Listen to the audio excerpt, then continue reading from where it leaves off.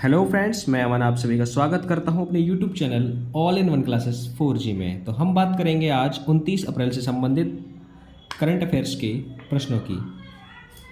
तो जैसा कि आपको पता है कि करंट अफेयर्स की इस वीडियो में क्वेश्चन के साथ साथ उससे संबंधित जो इम्पोर्टेंट फैक्ट होते हैं उनको भी डिस्कस किया जाता है और वीडियो के आखिरी में आपसे एक प्रश्न पूछा जाता है। तो आप वीडियो को पूरा अच्छे से देखें और उस प्रश्न का आंसर कमेंट बॉक्स में ज़रूर दें। ठीक, चलिए चलते हैं अपने सेशन पर।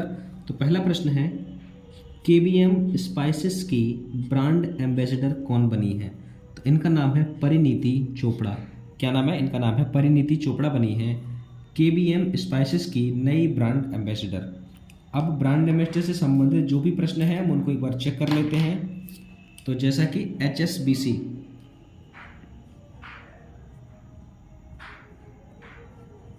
HSBC के नए ब्रांड एम्बेसडर बने हैं विराट कोहली, और इनके पास एक और है जिसका नाम है लक्सर।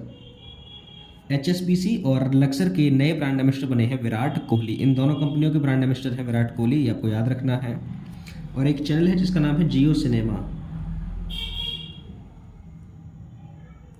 तो जियो सिनेमा के जो ब्रांड एम्बेसडर हैं उनका नाम है रोहित शर्मा। ठीक, और एक है स्टार स्पोर्ट्स। क्या नाम है? Star sports.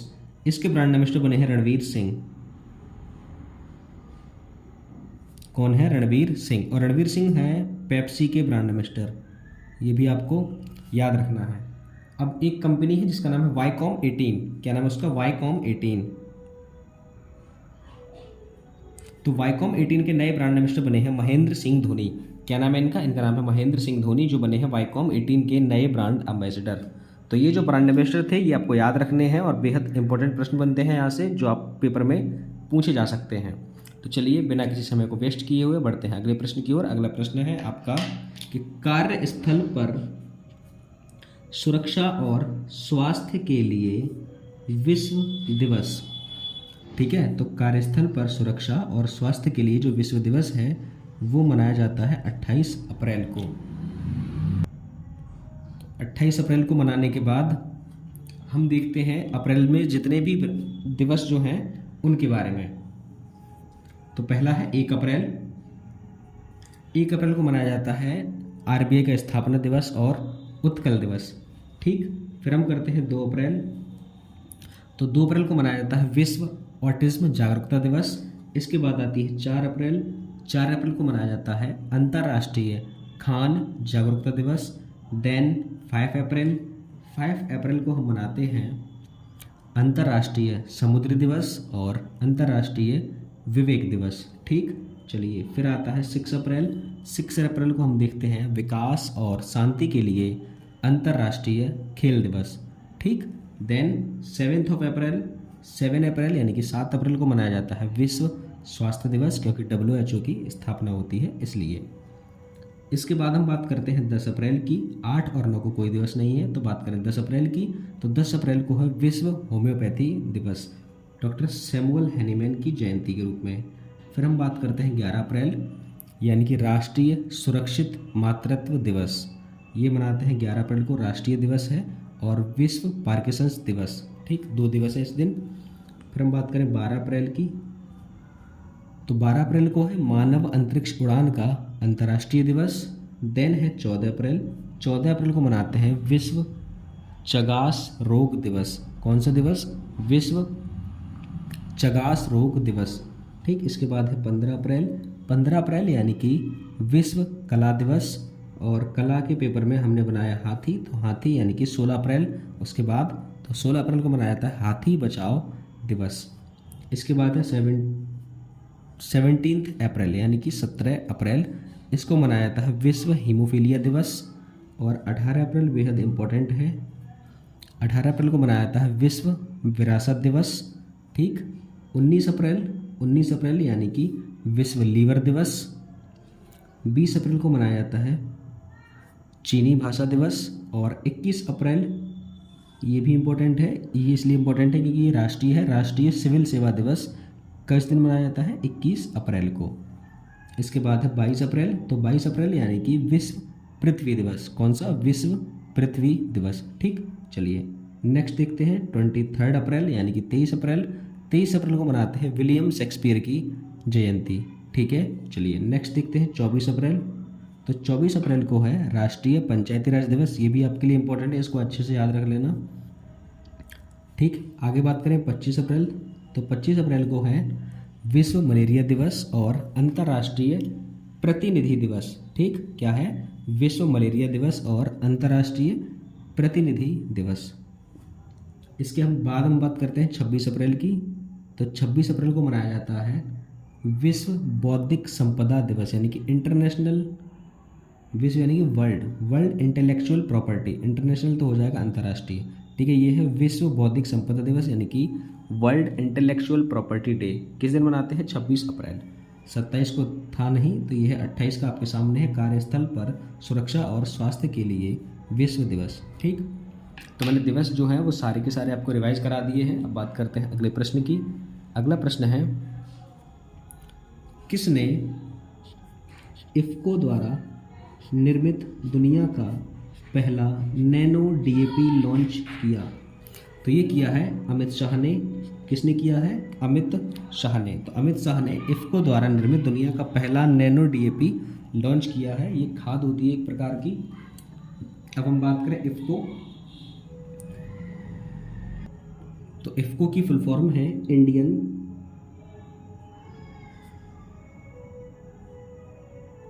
Farmers fertilisers cooperatives. क्या है? इंडियन फार्मर्स फर्टिलाइजर्स कोऑपरेटिव्स, ये है इसकी फुल फॉर्म। तो इसकी स्थापना होती है 1967 में। हेडक्वार्टर है इसका न्यू दिल्ली में। और प्रेजेंट टाइम पे जो इसके सीईओ हैं उनका नाम है डॉक्टर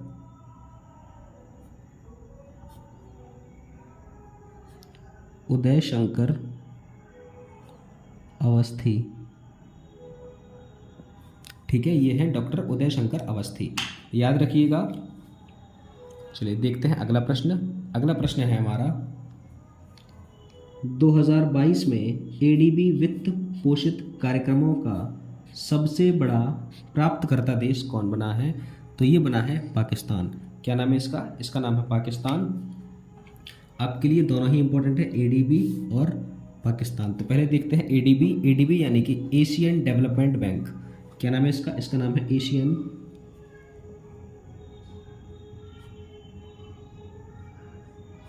डेवलपमेंट बैंक। ठीक है, चलिए अब देखते हैं इसकी स्थापना कब हुई। तो इसकी स्थापना होती है 1966 में। हेडक्वार्टर है इसका मनीला में। कहाँ पे है इसका हेडक्वार्टर? हेडक्वार्टर इसका मनीला में। और प्रेजेंट टाइम पे जो इसके सेक्रेटरी जनरल है उसका नाम है मस्तासुगु अस्कावा। मस्तासुगु अस्कावा। ठीक, अब बात करें अगर पाकिस्तान की, तो पाकिस्तान की राजधानी है इस्लामाबाद। यहाँ पे चलता है रुपया, पाकिस्तानी रुपया। ठीक है, ना कि भारतीय रुपया। तो पाकिस्तानी रुपया चलता है। और यहाँ के जो प्रधानमंत्री हैं उनका नाम है शहबाज शरीफ। क्या नाम है इनका? इनका नाम है शहबाज शरीफ। और यहाँ के जो प्रेसिडेंट हैं यानी कि राष्ट्रपति हैं उनका नाम है आरिफ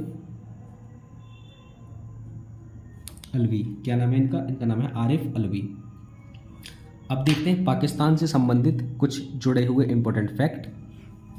तो जैसे कि FATF एक संस्था है, फाइनेंशियल एक्शन टास्क फोर्स। तो FATF ने पाकिस्तान को 4 साल बाद अपनी ग्रे लिस्ट से हटा दिया है। और बाबर आजम को सिताराए इम्तियाज सम्मान से सम्मानित किया गया। पाकिस्तानी सेना के लेफ्टिनेंट जनरल आसिफ गफूर को क्वेटा में 12वीं कोर कमांडर के तौर पर नियुक्त किया गया। ये भी आपको याद रखना है। और पाकिस्तान की पहली महिला हिंदू उप पुलिस अधीक्षक बनी है मनीषा रोपेटा। क्या नाम है इनका? इनका नाम है मनीषा रोपेटा। ठीक, ये आपको याद रखना है पाकिस्तान से संबंधित इंपॉर्टेंट फैक्ट। चलिए देखते हैं अगला प्रश्न। अगला प्रश्न है, किस राज्य ने एयर एम्बुलेंस सेवा शुरू की है? तो ये शुरू किया है झारखंड ने। ठीक है, झारखंड ने क्या शुरू किया है? एयर एम्बुलेंस सेवा। अब बात की जाए झारखंड की, तो झारखंड की राजधानी है रांची और यहाँ के जो मुख्यमंत्री हैं उनका नाम है हेमंत सोरेन।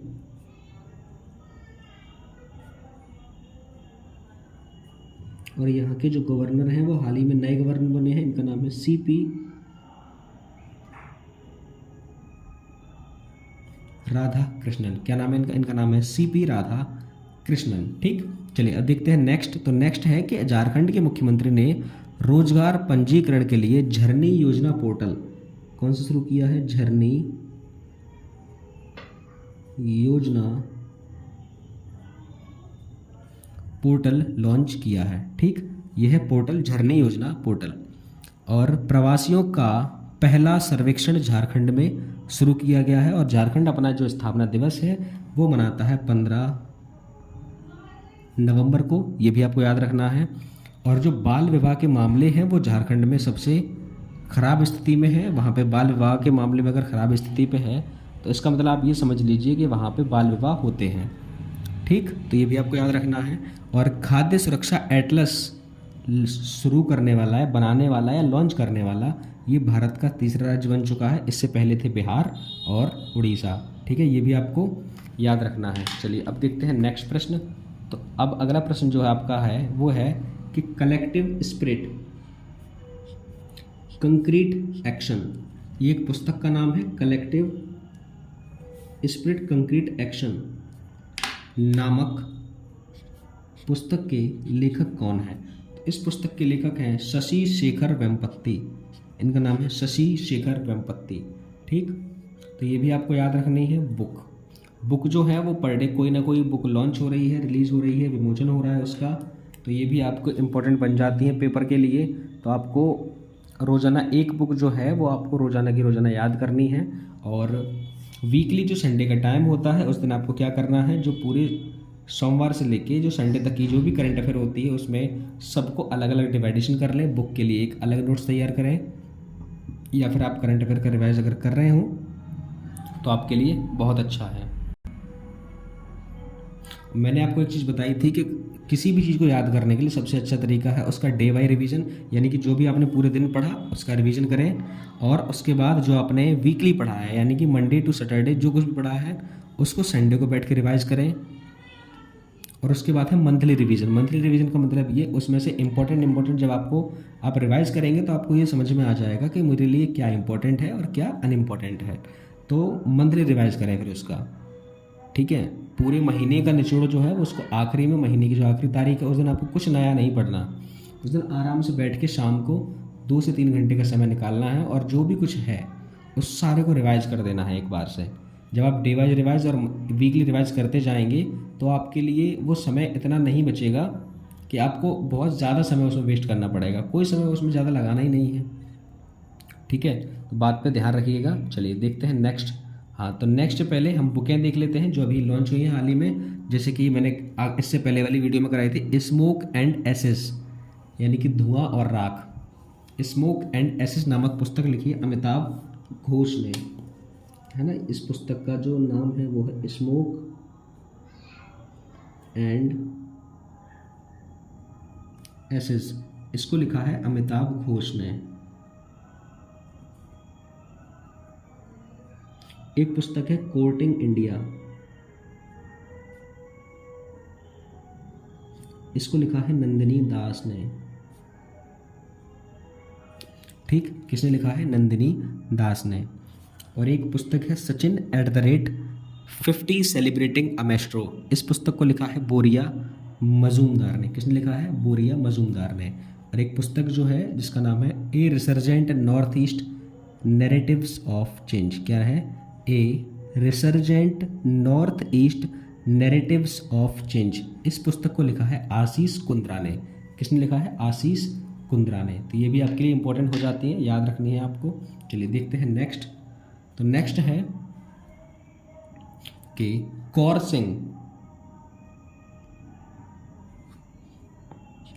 सिंह का निधन हुआ, वे कौन थे? तो वे एक मुक्केबाज थे और इन्हें ये विजेता थे अर्जुन पुरस्कार के।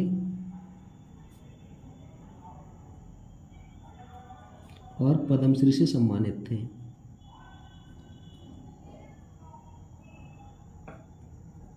तो ये भी आपको याद रखना है कि जो जिनका निधन हुआ, कौर सिंह, ये एक मुक्केबाज थे और ये अर्जुन पुरस्कार विजेता थे और पद्मश्री से सम्मानित थे। ये भी आपको याद रखना है। चलिए चलते हैं नेक्स्ट प्रश्न पे। तो अगला प्रश्न है हमारा कि किस कंपनी के चेयरमैन रिचर्ड शार्प ने इस्तीफ़ा दिया।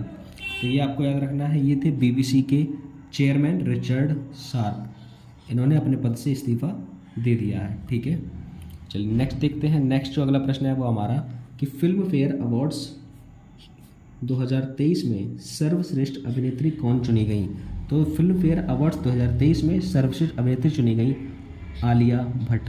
क्या नाम है इनका? इनका नाम है आलिया भट्ट। ये भी आपको याद रखना है। चलिए नेक्स्ट चलते हैं अगले प्रश्न पर। अगला प्रश्न है हमारा, किस आईआईटी ने साइबर सुरक्षा कौशल कार्यक्रम शुरू किया। तो ये किया है आईआईटी कानपुर ने। ठीक है, कौन सा कार्यक्रम है? साइबर सुरक्षा कौशल कार्यक्रम, ये शुरू किया है आईआईटी कानपुर। तो चलिए देखते हैं आईआईटी, जितने भी आईआईटीओं ने कुछ अच्छा काम किया है उनसे संबंधित सारे प्रश्न। तो जैसा कि है, आईआईटी गुवाहाटी के वैज्ञानिकों ने टाइम बम लिक्विड मार्बल, ये मैंने आपको कराया था, टाइम बम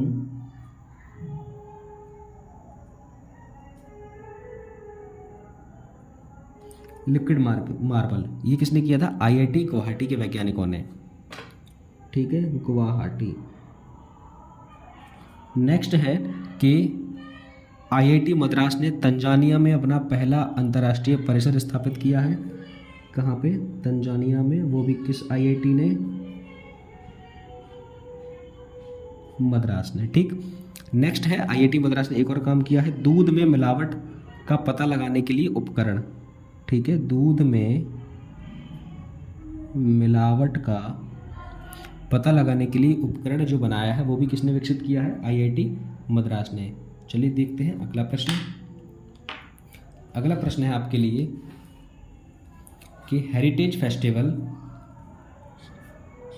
2023 कहाँ शुरू हुआ। तो हेरिटेज फेस्टिवल 2023 शुरू हुआ है गोवा में। कहाँ पे? गोवा में। अब बात करें गोवा की, तो गोवा की राजधानी है पणजी और यहाँ पे जो मुख्यमंत्री है उनका नाम है हेमंत सोरेन। नहीं, हेमंत सोरेन नहीं, प्रमोद सावंत। ठीक है, बाय मिस्टेक प्रमोद सावंत। और जो गवर्नर है उनका नाम है PS श्रीधरन पिल्लई। क्या नाम है?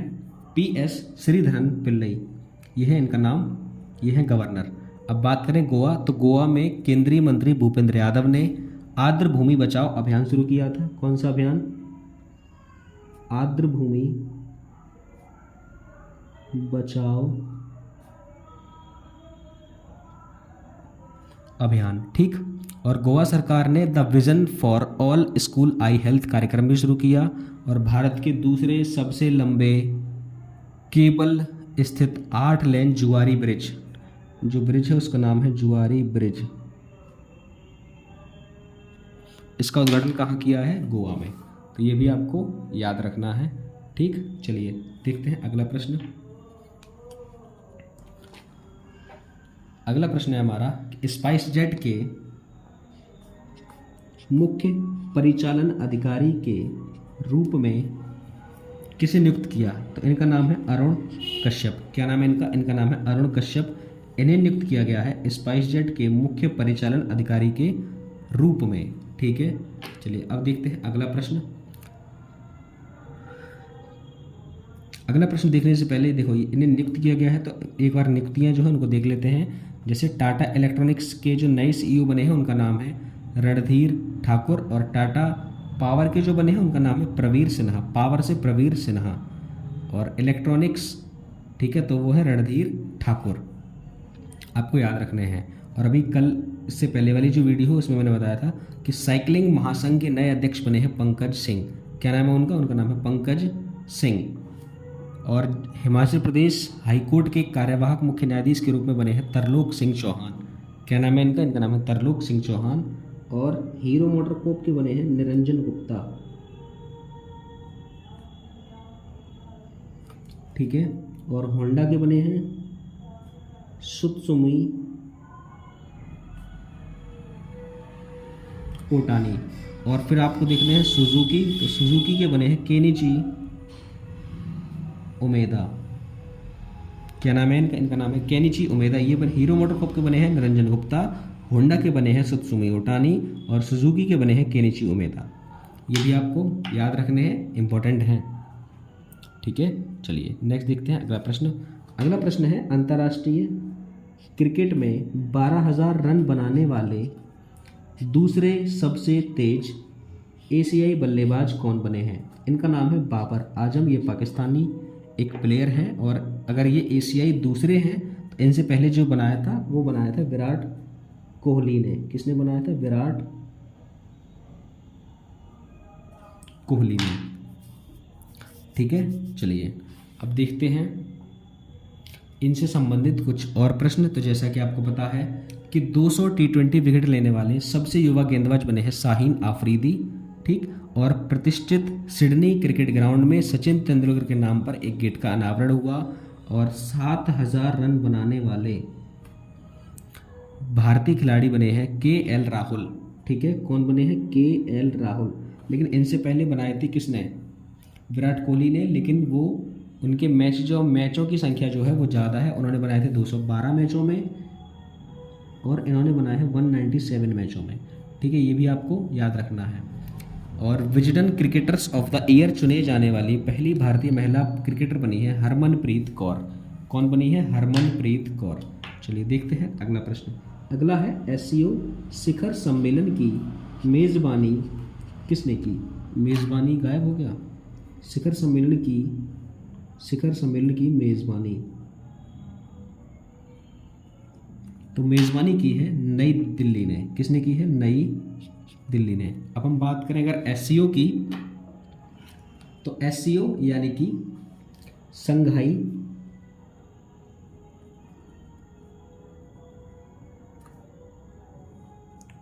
कोऑपरेशन ऑर्गेनाइजेशन, जिसकी स्थापना होती है 2001 में। हेडक्वार्टर है इसका बीजिंग में। और प्रेजेंट टाइम पे जो सेक्रेटरी जनरल है उनका नाम है जांग मिंग। क्या नाम है इनका? इनका नाम है जांग मिंग। ये भी आपको याद रखना है। चलिए आप देखते हैं हम अगला प्रश्न। तो अगला प्रश्न है भारत और किस देश ने संयुक्त सैन्य अभ्यास अजय वॉरियर के 7वें संस्करण का आयोजन किया? तो ये किया यूके ने। तो भारत और यूके ने संयुक्त सैन्य अभ्यास अजय वॉरियर के 7वें संस्करण का आयोजन किया। ठीक है, अगर बात करें यूके की, तो यूके की जो राजधानी है वो है लंदन। ठीक है, यहाँ की जो करेंसी है वो है पाउंड स्टर्लिंग। और यहाँ के जो प्रधानमंत्री हैं वो एक भारतीय मूल के प्रधानमंत्री हैं, उनका नाम है ऋषि सुनक। ठीक, तो ये था आज का सेशन। अब हम बात करते हैं जो हमने आपसे आखिरी वीडियो में प्रश्न पूछा था। तो मैंने आपसे आखिरी गेंद में एक प्रश्न पूछा था कि 200 T20 में 200 विकेट लेने वाले सबसे तेज गेंदबाज कौन बने हैं? उनका नाम है शाहीन आफरीदी। और मैंने अभी आपको रिवाइज भी करा दिया था जब क्रिकेट से संबंधित प्रश्न आया था कि 12,000 रन बनाने वाले, तब मैंने आपको रिवाइज भी कराया था। तो T20 क्रिकेट में 200 विकेट लेने वाले सबसे तेज गेंदबाज बने हैं शाहीन आफरीदी। ठीक है, आपको याद रहना चाहिए। अब हम बात करें आज के प्रश्न की। तो आज का प्रश्न है कि किस राज्य सरकार ने या किसने 3 संरक्षण अभयारण्य की घोषणा की है? ठीक, इसका आंसर आपको कमेंट बॉक्स में देना है। चलिए मिलते हैं नेक्स्ट वीडियो में, तब तक के लिए जय हिंद, जय भारत।